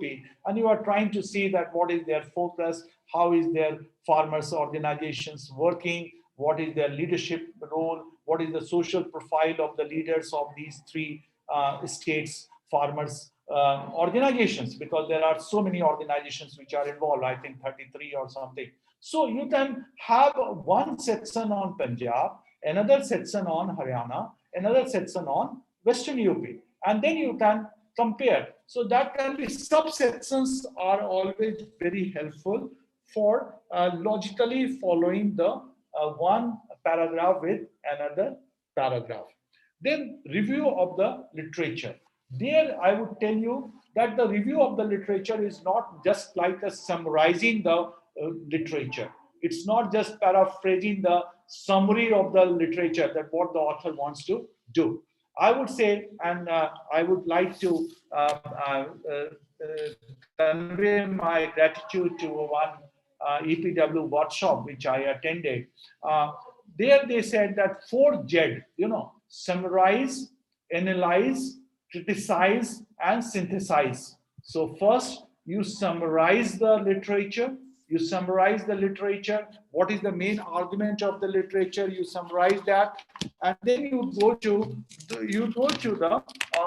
the analyze. You just take the article apart, and that you can do only if you have understood the article. And you know, like for me, I'm not very smart guy, so I have to read an article at least twice to get the hold of the article. And that happens to many of us. Those who are very talented, they can have a hang of an article, because you know, research article is something which is a product of a intellectual labor of somebody for 6 months, 8 months. So that guy has done work. You know, my supervisor also used to tell me, Nirachando, that my students know more than me on their topic, and which is a reality, isn't so? Somebody is doing research on some topic. Obviously, he has better knowledge of that topic than others. So that is something which you should remember, that you first summarize, but you can summarize only after understanding after getting the hang of the article. Then you try to analyze it. Then you take the article apart. This just like a second reading of a bell, legislative bell, which we all studied as a school student, which never happens now. You know, there's hardly any second stage of the reading. So analyze it and then criticize it. How do you criticize your literature review? This is also very important. The criticism also, you know, when you reject a thesis, it's a much hell of a job, because you have to give the ground on what ground you are rejecting. Like when we reject an article, when it comes to us for review, recently I had a manuscript by some great guy. You know, I could see it. The name was not there, but I could guess it. But I didn't find the manuscript well. So I wanted to reject it. So it took me 3-4 days to find out the ground on which I'm rejecting that article, that the manuscript. So criticism is not very easy. You can criticize a research article, I mean, the literature you are covering, only if you have a very good idea about that subject, right? Suppose you say that this author should have also referred the writing of author X. How can you do this? Only if you have read that author. You think that that author writing is useful, is pertinent to the article you are reviewing. So that is also criticism. And criticize also, you can criticize it by looking for the gap in the literature. Gap in the literature can be like, one can be like, and that has happened to me also once, that the author has raised many questions, but he is not answering all the questions. So raising the question is all right. You have framed the question, good, but you are not answering all the question in your article. Why you are not doing this? So that can be the ground for rejection of your article. So that can be you can also, when you are reviewing the literature, you can see that there is a gap. You can also look for the gap in terms of methodology, that the methodologically, the questionnaire is not good, or the sampling is not good. Sampling is not representative enough. You know, the research universe, all the subjects are not being sampled well. It's not a non-probability, it's a kind of a like a convenience sampling, which is not good, right? So you can also suggest that what can be the gap in the literature. Then when you look for those gaps and you criticize it, then you come to synthesize. That when you have read the article, you have analyzed it, you have criticized it, you have looked for the gap, and then you try to bring the whole body of literature, linking one author with another. How can you do that? One way of doing literature review is doing in a chronological manner. You know, like we say that writings of Marx and Engels would form the Marxian theory. And then we would say that Gramsci, Lenin, and Trashy and all, they contributed to this Marxian theory. They advanced the Marxian theorization, and they are Marxists. And then now we say that they are neo-Marxists, like Bolanja, Miliband, or Hamza Alawi, or John Saul. So they have tried to adapt Marxism to Asian, African, and Latin American societies. So that is how the particular set of ideas have developed over the period. You know, some ideas come up and then those ideas get developed, get more sophisticated, and those underpinnings are there. But then the article, like you have this concept of passive revolution in Gramscian writing. So this is how, so you can do the literature review on that line, chronological review. Another kind of review you can do is on thematic basis, that you can take the same author who have more or less similar kind of ideas. Like we say critical school, we say dependency school, we have modernization school. Those who are from political science, they would be knowing. So school of thought, the author's Princeton school coming together, you know, Frankfurt school. So coming together and having similar kind of ideas and taking up the similar kind of research interest. So one literature review can be, one form of literature review can be chronological, another form of literature review can be thematic, and another literature review can be on the basis of the similar theoretical traditions. So you can have your own kind of literature review, choosing your own kind of literature review. Now, what you should do is that when you go for literature review, always go for credible literature. Always go for those writings which have been published, first thing, because unpublished writing, unpublished papers do not have that credibility. You never know whether they are, because published paper and published paper in a reputed journal, there are 3 reviewers. So 3 reviewers have gone through your paper and they have found if there are some problem, they would ask you to revise it. So always choose your papers very wisely. It's not, should not be like this, that whichever paper comes to you, or you like that author, like the Dr. Khan likes the writing of Dr. Grover, so he's going to quote the writing of Dr. Grover. You always go in a very objective manner. Only take those literature which are relevant for your research, which in a way contribute to your argument, substantiate your argument.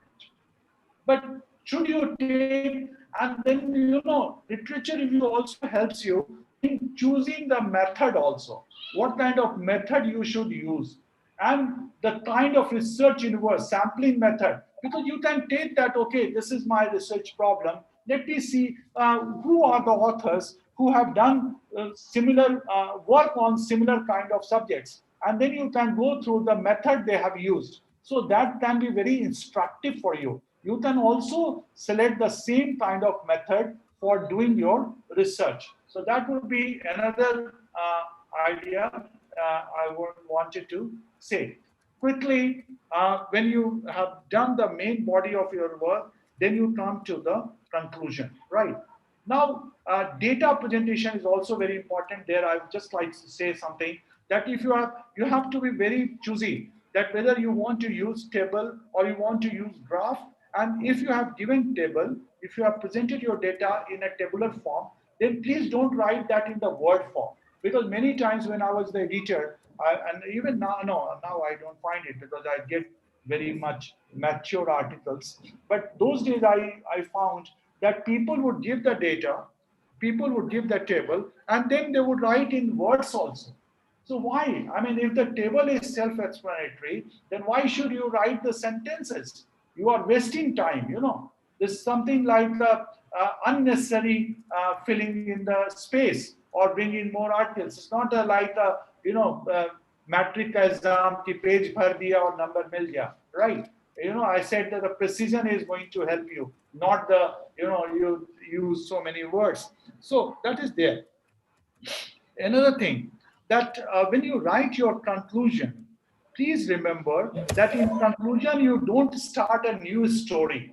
It's not a Hitchcock movie.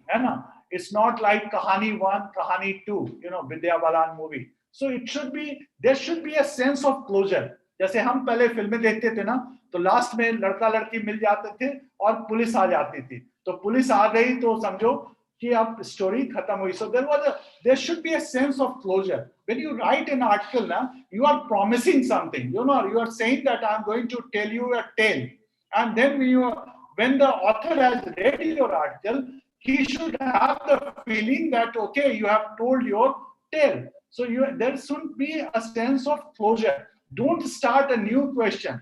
And don't try to become bechara admi. I should have done this, I should have done that, I should have taken this question. If you would have taken those questions, why didn't you take it? Then why should I publish your paper?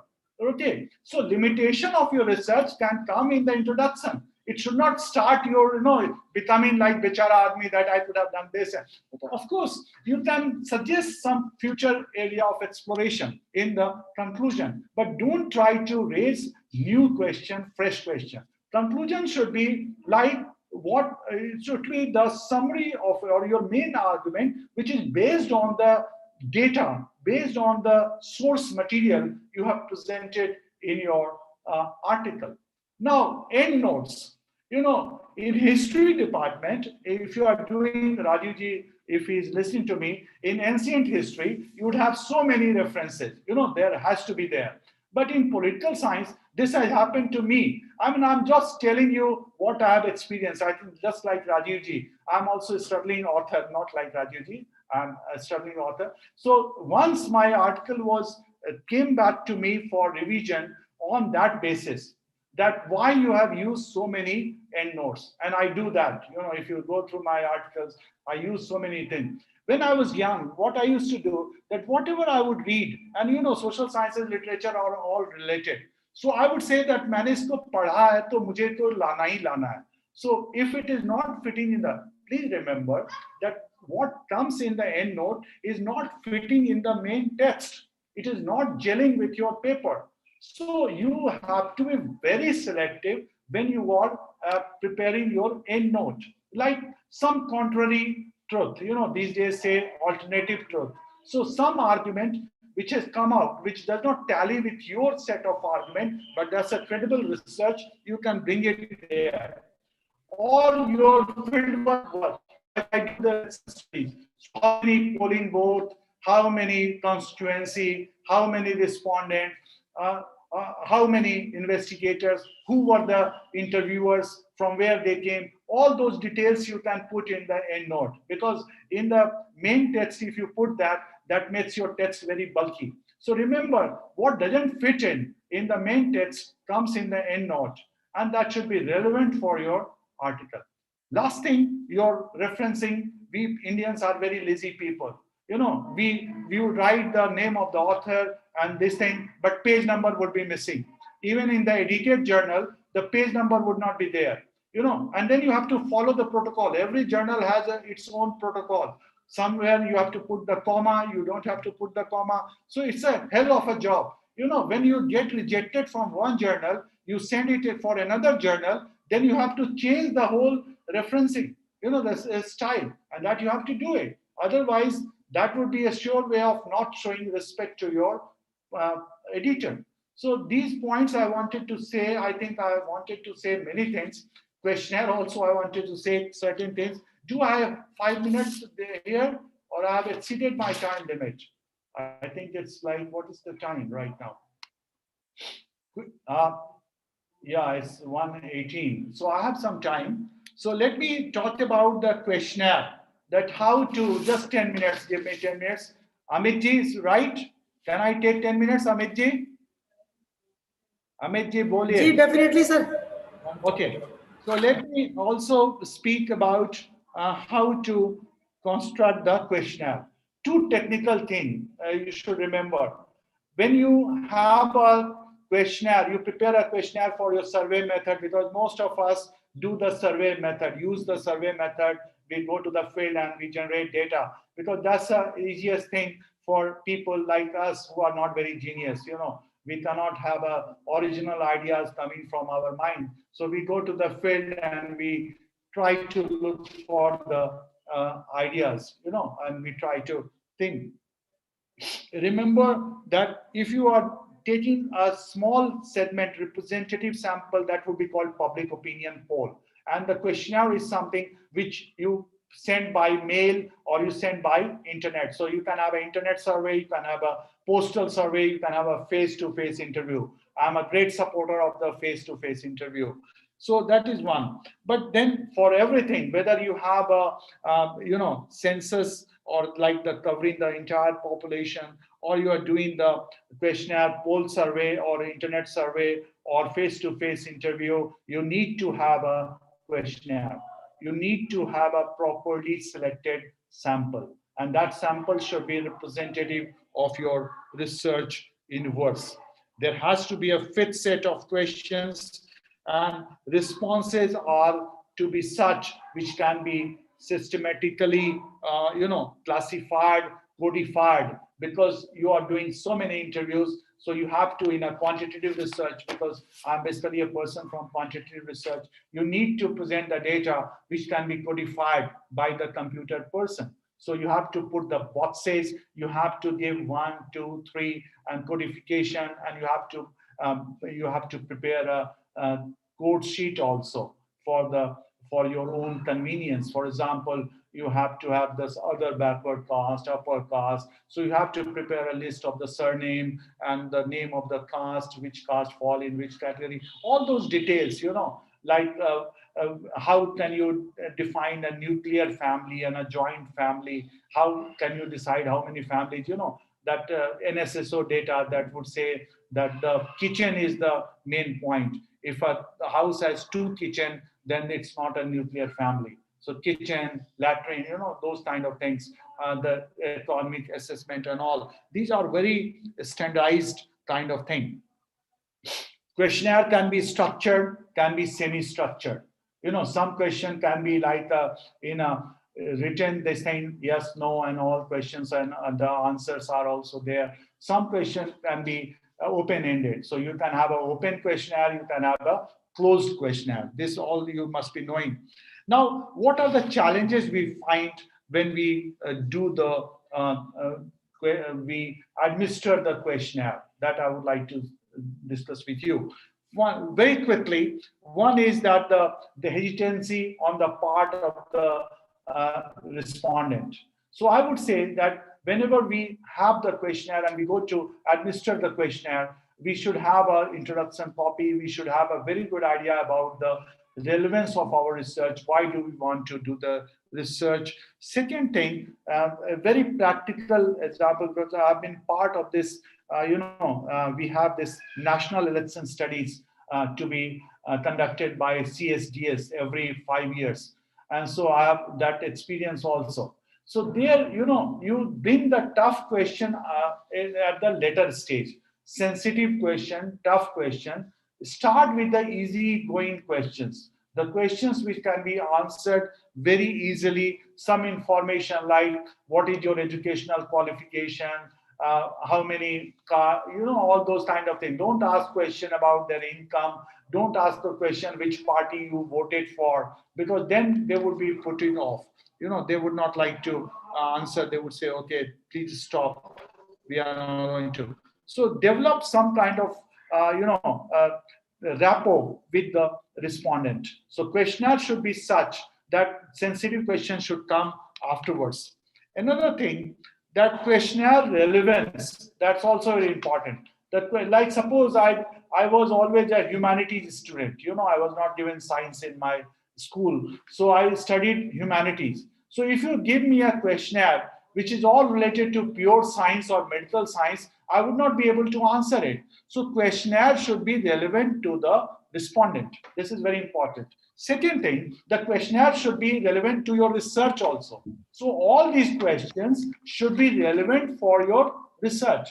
And there, what I said earlier, that what is the purpose of your research? What do you want to claim? What kind of argument you want to make? So that should be, you should be very clear in yourself that what do I want to do? And your question should be tailored to cater to your research purpose. It should not be just like bringing unnecessary question. Yesterday, I think Ajay is there. Yesterday, I was talking to my research student, and I was saying that many times I have done this, I'm guilty of this. Whatever I'm saying, many things I have done. So, हम लोग अपनी गलतियों से सीखते हैं. So, sometimes what happens that you have got funding for something, and you have another research project in your mind.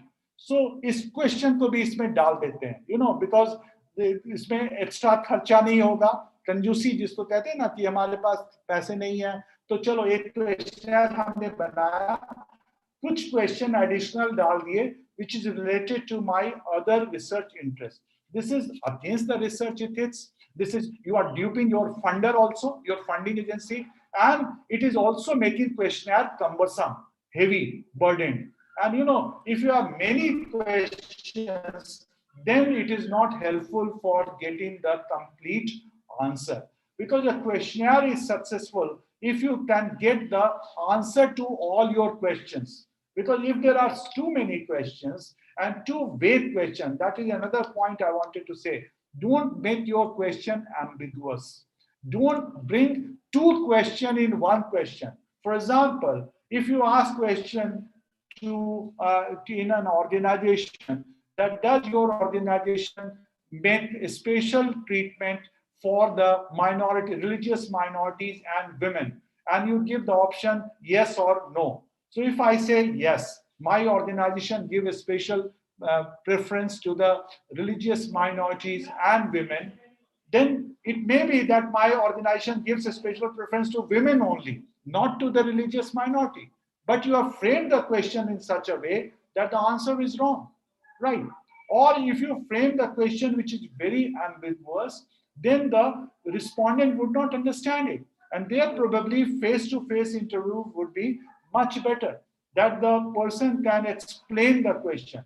But most of the time, because of our time and resource constraint, we go for these days, we go for the postal survey or internet survey, where the success rate is very low. That is another problem with the internet survey, because you have chosen your sample, but your sample is always going to be very limited, because only those who have access to the internet, they are your sample. Another thing, that even if you have your research universe involve those subjects who are likely to have the internet access, there are different categories, different strata. So how do you know that all the segment, all the strata, like if you have done the stratified sampling, all the strata are being covered or not? It may be that one particular strata people have answered your questions, other strata have not, like health worker. Doctors have answered your question,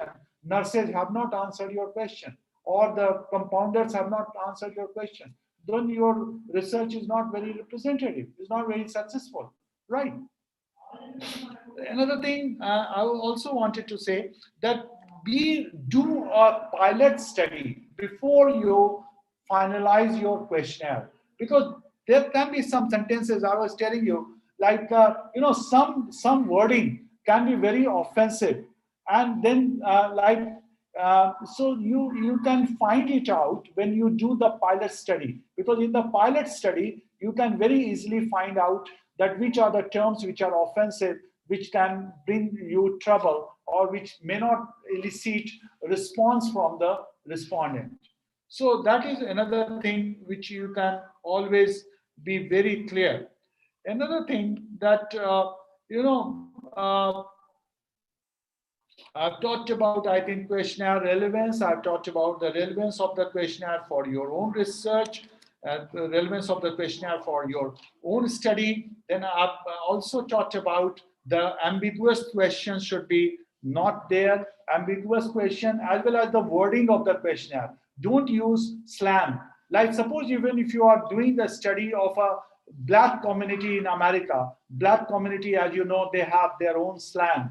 They use the word in a own way. But don't do that, because that can be very offensive for the community also. Because the community, you are not from the community and you are using that slang, they may not like it. So in the face-to-face interview, you can have problem. So never use slang, never use colloquial language, and never use ambiguous wording. Don't use very heavy word, because everyone is not as scholarly as you are. So don't use very heavy words.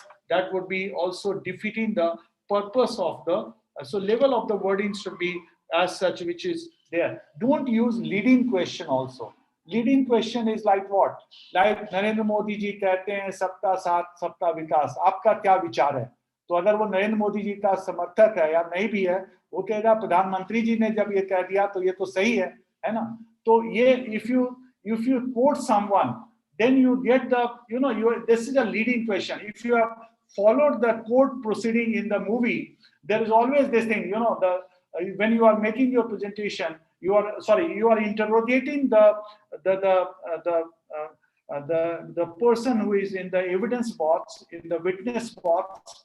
Then the opposition lawyer would say, "My lord, it's an objectionable thing. He's asking leading question." So don't ask leading question which biases the opinion of the respondent. My experience is that many times the respondent want to have the answer from you. So if you are suggestive, your answer is suggestive, and then so, if you say, you don't smoke, do you? So obviously you say that, okay, or you say, many people voted in this election. So did you vote for this election? So obviously, even if he has not voted, he would say, yes, I voted. So because that is also there. So don't ask leading question. That is also my submission to you. Don't ask sensitive question, threatening question. Because, these days, like if you are having a questionnaire on the issues of the minorities, you should be very clear. Or say scheduled caste, scheduled tribe, the socially marginal people, or the gender specific questions, you should be very, very clear in using the correct answer. Another thing, politically correct, socially correct, that is also another point. That many times what happens, that you are asking a question and the person who is answering it may have one answer, but would not give that answer, would give an answer which is socially correct, which is politically correct. There, I think face-to-face interview is much better. Another thing, last thing I wanted to say, so many things I wanted to say, use funnel questions. Many times we ask unnecessary question. Like if you ask a funnel question, you understand?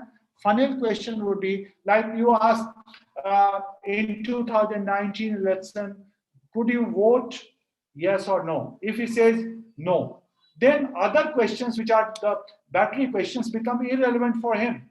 Because then you should not ask him that why did you vote for the party you voted for? Why did you like this prime ministerial candidate? Because he has not voted. So all the questions are irrelevant for him. So use that funnel question. And also use the battery questions also. So I think my time is up. It's 1:32.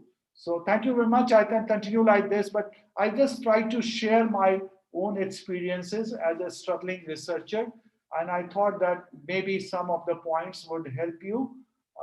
But then, reading and practice. The best way is like those who make movies, they watch so many movies. Why do they watch so many movies? Just to entertain themselves? No. They see how the movie is made. Like you see the Gurudat movie, Chaudhary Ka Chand, the way the camera moves, or Satyajit Ray, Shatranj Ke Khiladi, the way he uses the lighting, the two players playing the chess, and how the lighting tells you the different story. It also tells you how the shadow is lengthening and how the British Empire is spreading. So when you read good articles, then you also learn how to develop your article, you use new terms, you use the style of writing. So best way is reading, and practice. These days we say now, vaccination. So for becoming a successful author, you should read as much as you can read in your own research area, and also you should practice. Revisit your paper. Go through your paper again and again. Only then you can become a better author. The good thing about academics is that there is never Rajeev Lochanji was telling that we have at least 10 years before us, 10 years. So I would say that till we are alive, we would keep writing, and sometime we would get published, sometime we would get rejected.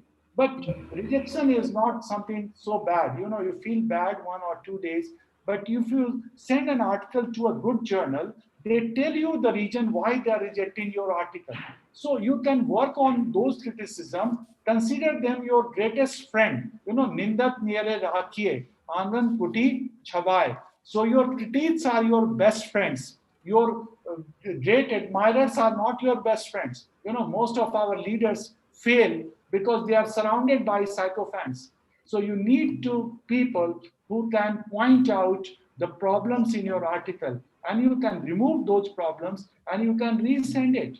And choose your journals very carefully, the journals which are pertinent to your research article. If I write an article on agricultural research and a very specialized article, I should not send it to EPW, because EPW would not like to publish it, because that's or you write an article which is very economic specific, which is based on heavy statistical method, then it may be published in Indian Economic Review. It would not be published in Economic and Political Weekly, because that is much more, that caters to the general audience.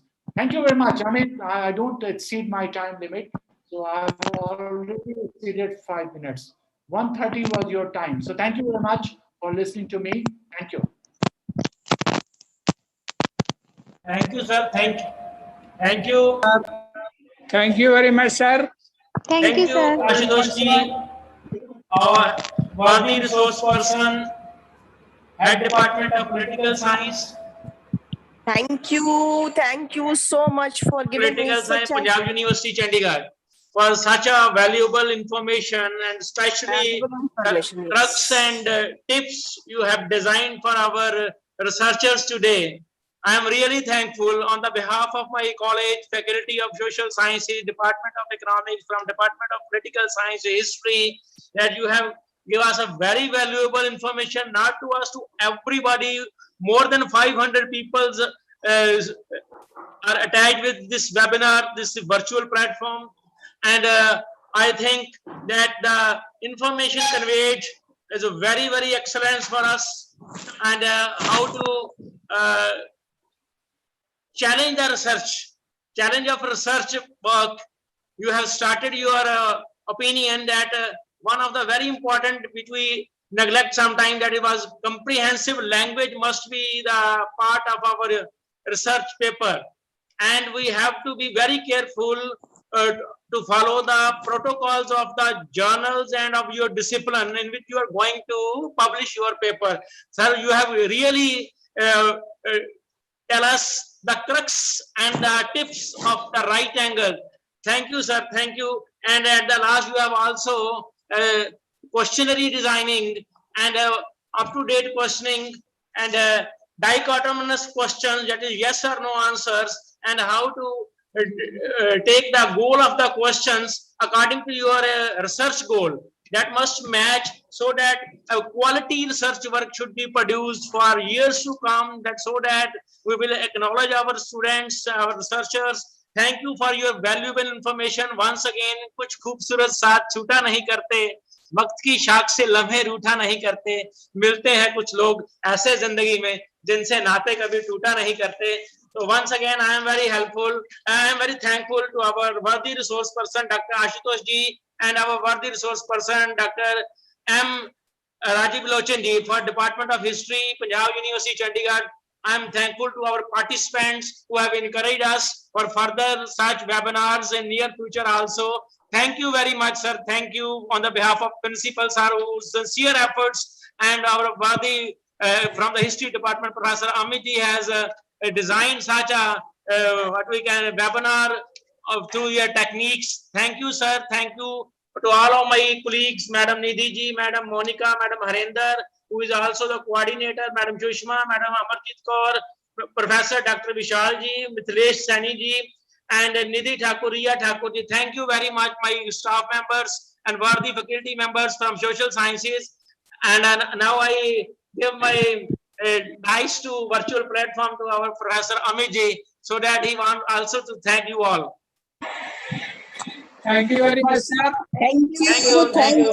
Thank you very much, Thank sir. you, Professor Grover. Once again, thank you. Thank you very much for giving us the opportunity to join this type of webinar. Thank you, sir. Thank you. I have no words for your sparing time. Sir wonderful session हमारा virtual session कुछ इस तरह का था जैसे सफर की गजल भी ऐसे ना कही गई, सफर की गजल भी ऐसे ना कही गई, खामोश नजरों का सफर था रुक गया, कलम थी संग हम सफर की तरह, वीरान राह में मनु जब गुम गया, वीरान राह में कभी जब गुम गया.